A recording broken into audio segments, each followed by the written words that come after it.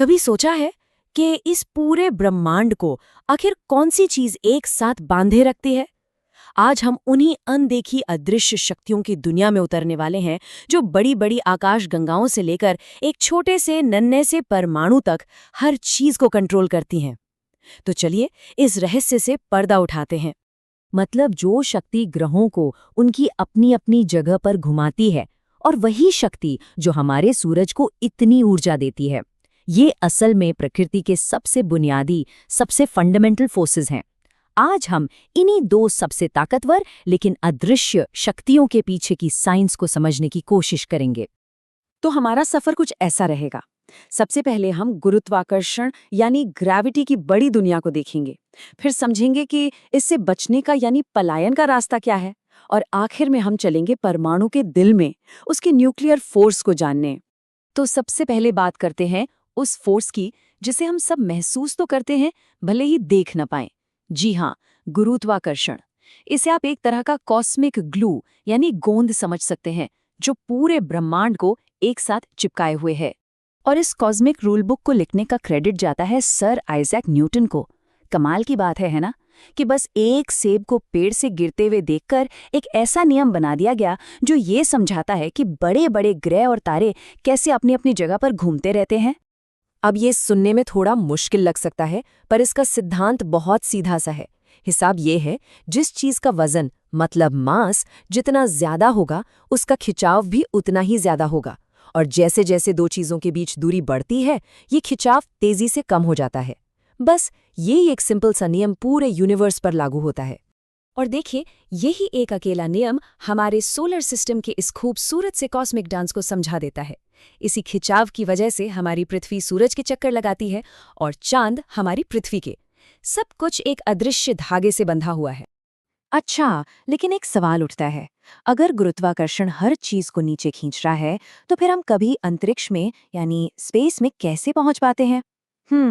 इसका जवाब एक खास स्पीड में छुपा है। देखिए, धरती की इस पकड़ से आजाद होने के लिए सिर्फ ऊपर की तरफ जाना काफी नहीं है, आपको एक खास रफ्तार पकड़नी होगी। एक ऐसी जादुई रफ्तार जो आपको धरती के इस बंधन से हमेशा हमेशा के लिए मुक्त कर दे। और वो जादुई नंबर है 11.2 किलोमीटर प्रति सेकंड। सोचिए, एक सेकंड में 11.2 किलोमीटर।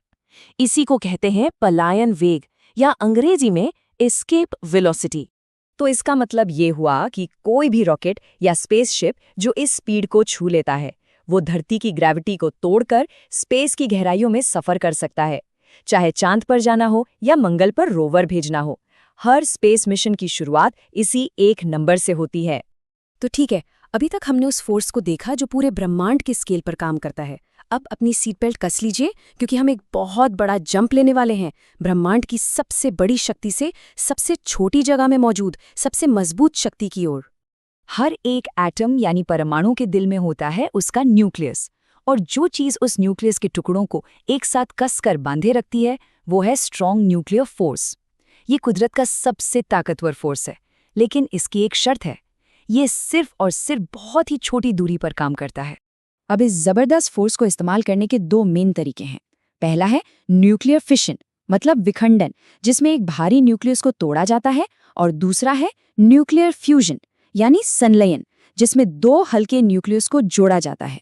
और मजे की बात यह है कि तोड़ने और जोड़ने दोनों ही प्रोसेस में बेहिसाब एनर्जी निकलती है। तो ये फिक्शन और फ्यूजन सिर्फ किताबी बातें नहीं हैं, ये हमारी दुनिया को असल में शक्ति देती हैं, अच्छे तरीकों से भी और बुरे तरीकों से भी। आइए देखते हैं कैसे।